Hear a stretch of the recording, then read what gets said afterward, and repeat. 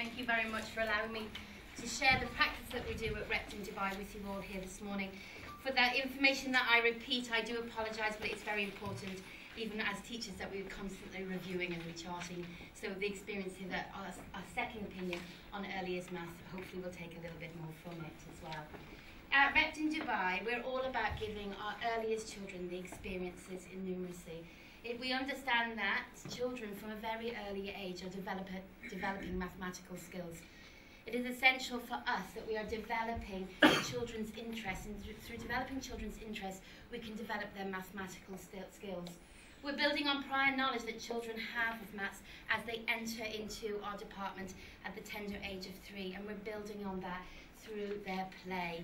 Now, play is a word that we constantly use, and it's some people consider it a dirty word, a word that shouldn't be associated with education, but it's essential that we use play, because play is how children learn. They experience, they experiment, and that is how they learn. So at Repton Dubai, we use play hugely in development and ensuring that the children make the best progress on their way to being tough and the best mathematicians they can be. So how do we approach maths at Repton Dubai? Well, we do it through a positive experience. We all remember, and certainly I remember, being put on the spot as a student at school. I remember being asked to recall what is this number. I remember being asked to do times, and I remember having a fear of it, and I'm sure you do as well. And I imagine that throughout today you will be told by many people about their fear of maths as a student. And so it's essential for us in the early years department that we make the maths come from the children, that we build on their prior knowledge, that build on their ability to be so inquisitive. The children always want to find out more. They're always searching for the next step in their education. And then we, as the facilitators, the teachers in our early years department, are facilitators of the development of mathematical understanding. We are going to develop fantastic mathematicians in our department. We are going to ensure that the children get the best foundation. We are known as the foundation departments across the city and across the world in early years, because we are laying the foundations. We want the children to be able to use their knowledge. We don't wish for them to be able to recall information. We want them to have the skill and use the skill. We don't just want children that we can recall.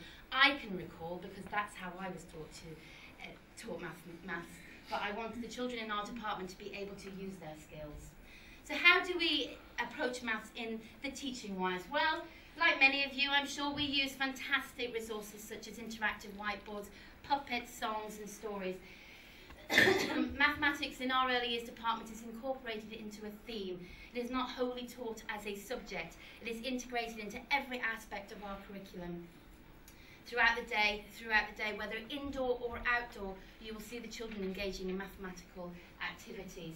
It is essential that we are able to give a really, really good start to these children's education. We use obviously a variety of resources, and they stimulate. Each child is stimulated differently, so it is essential that we give a huge range of opportunities so that all the different types of learner are able to engage in the environment and make progress.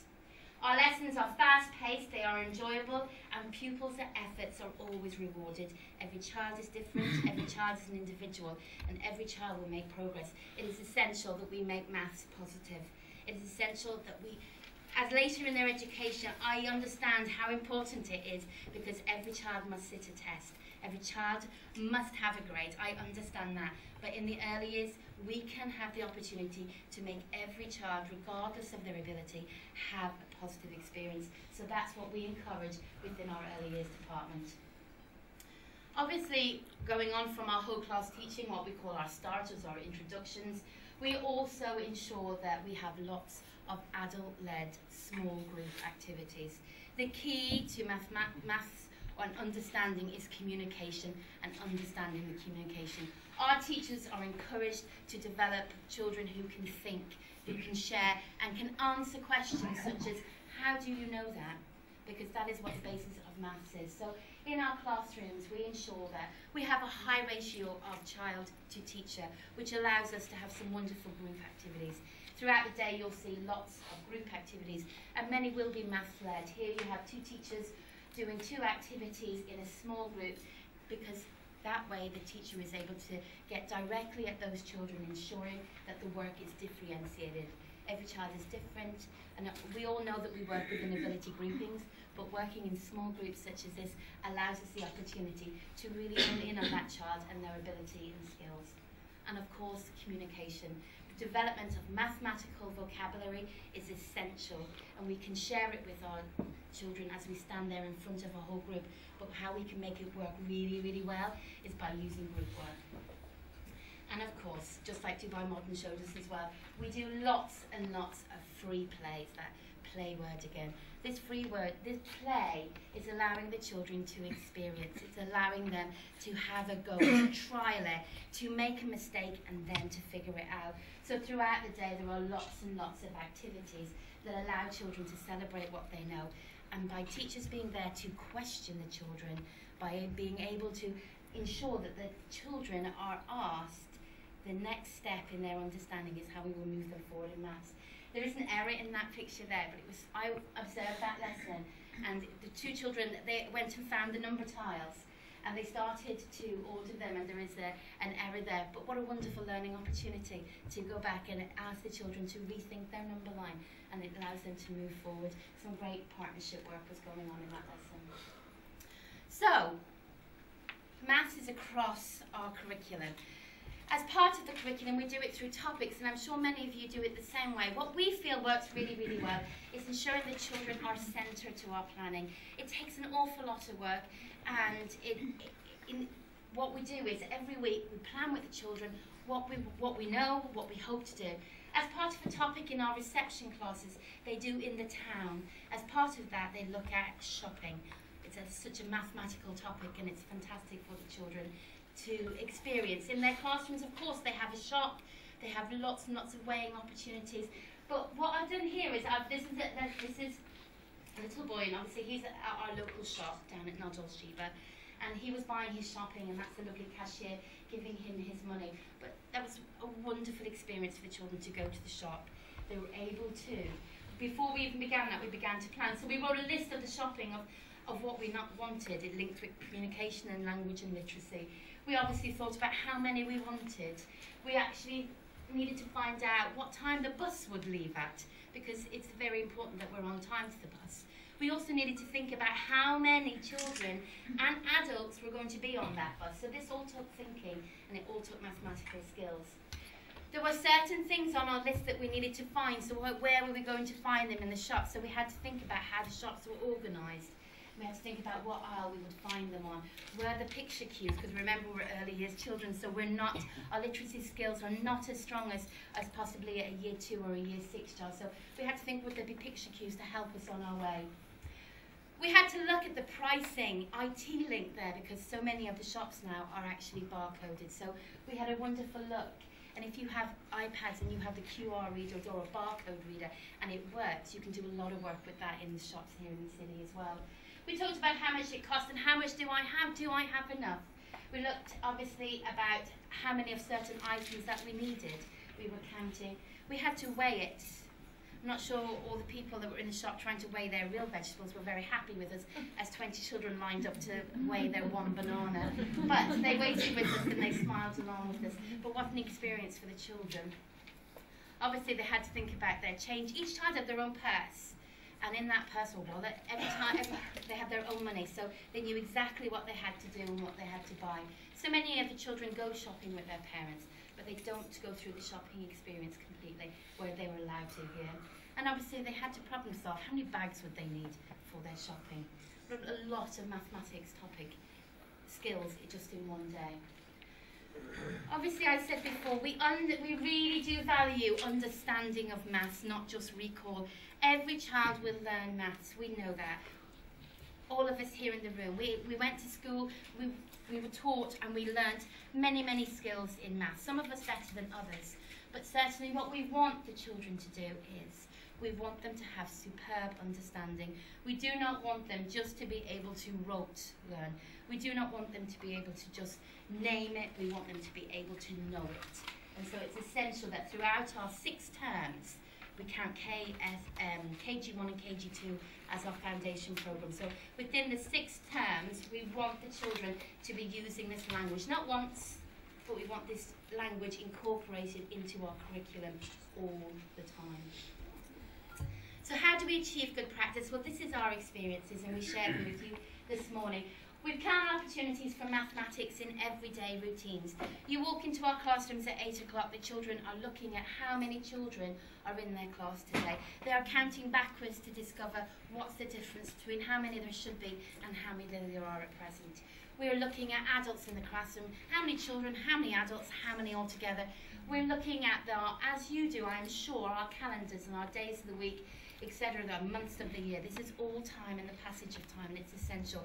Throughout our day, we're looking at the clocks. We have digital clocks in our classroom, so we're teaching that straight away. But we're also giving lots and lots of opportunities for conversations. We're listening to the children and we're posing them the questions. We work very hard with our assistants as well as our teachers to ensure that they are questioning the pupils, making sure that they're not asking them to give them an answer, they're speaking with them, communicating with them to make them think further on. It is essential that your classrooms are thinking classrooms, not just for mathematics, across the whole EYFS, but certainly it is essential that we're providing open-ended questions, and I know you possibly are, but it's something that we have to work on because we are so used to saying, what is it?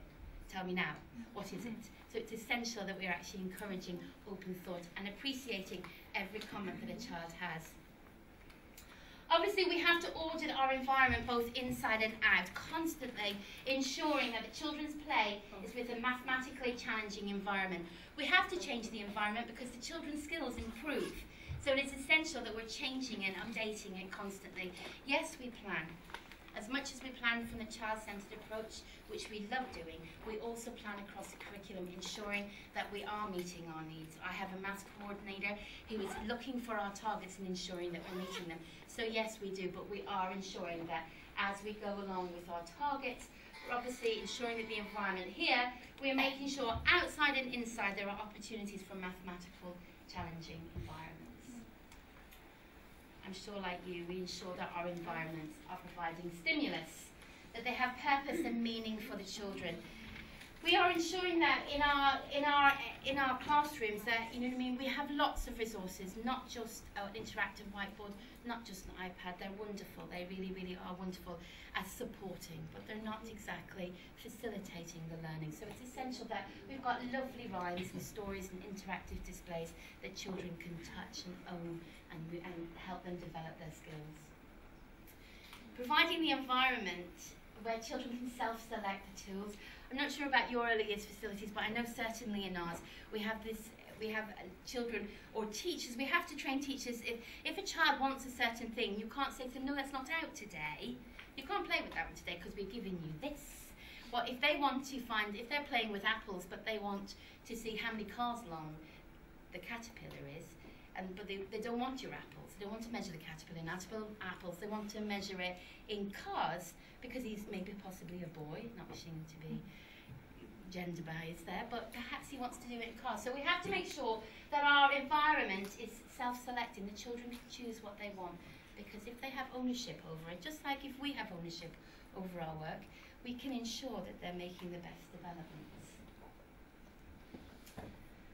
Obviously, we listen and we observe the children. We track them. Yes, we do track them through certain skills and mathematical knowledge that we feel that they need as a department, as a school, and also because we're following the British curriculum, we do a lot of tracking within, let's say, existing British standards. So it is essential.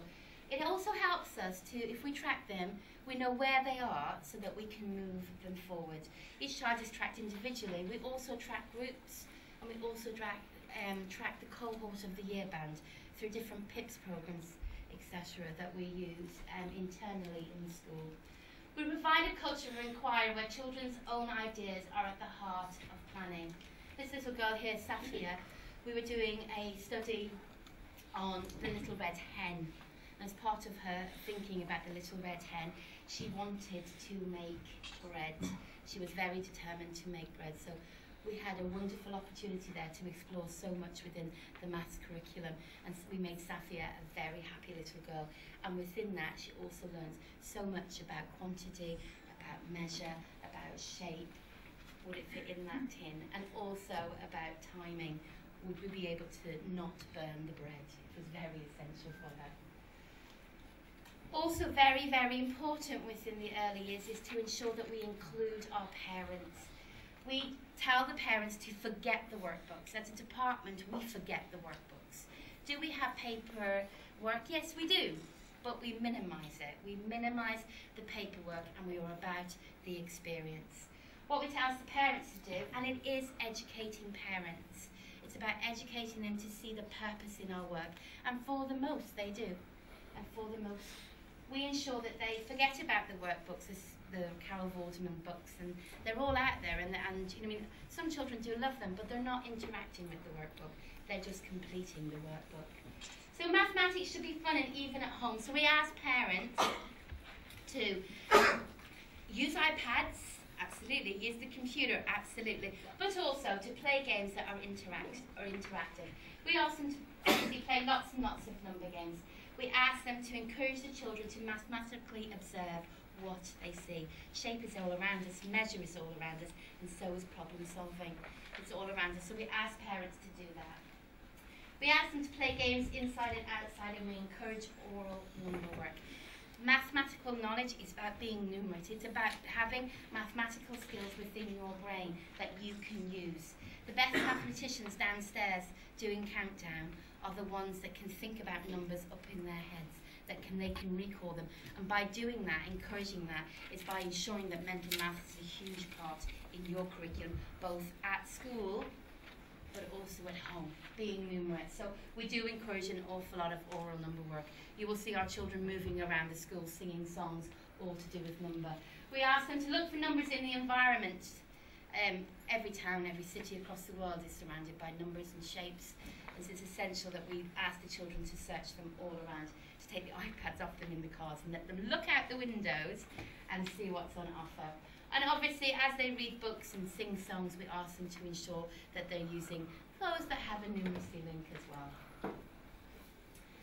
These are our children. They're happy in maths. They love maths. They don't see maths as a subject. They see it all around them, and it's integrated into everything that they do. We ask that you, along with us as we do, consider every child as an individual that learns at different rates. Now, in the early years, we have that opportunity because our assessment is not as formal. But as we move up the school, we do understand the need for that, certainly within the early years. We ask you to build on their existing knowledge and to enhance their mathematical future. We want children to leave Repton who are extremely positive about maths, who have strong oral and mental mathematical skills. And here are some of the ways that we do it across our curriculum. Thank you.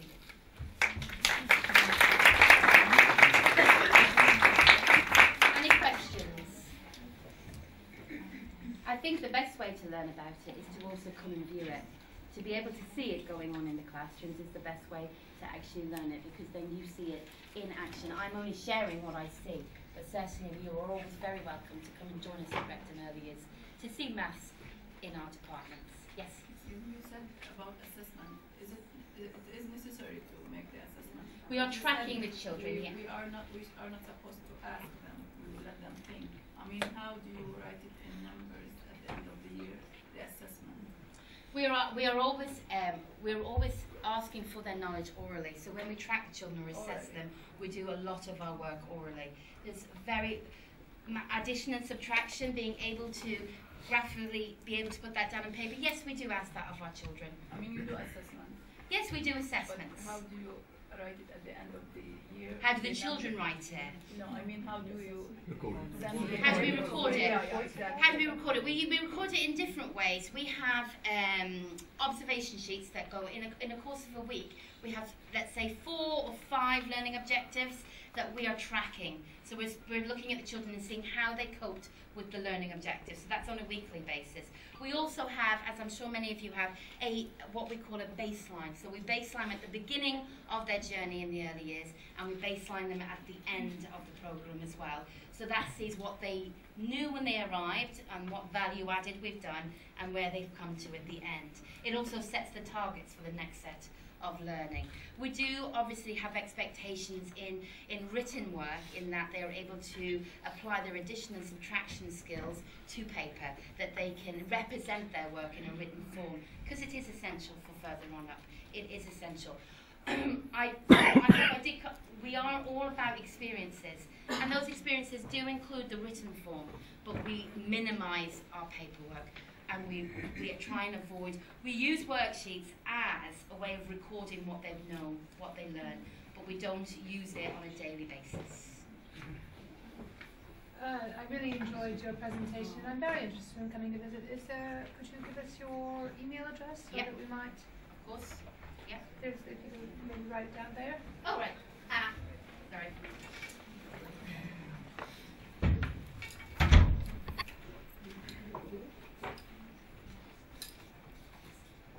I had to think there about my name. I didn't. It's just I'm not sure which way to go. I thought that. Sorry. The people at school didn't know how to spell my name, so when they set up my website, they did it this, or my email address. I'm sorry, is that S dot? S Is dot. that right? Okay.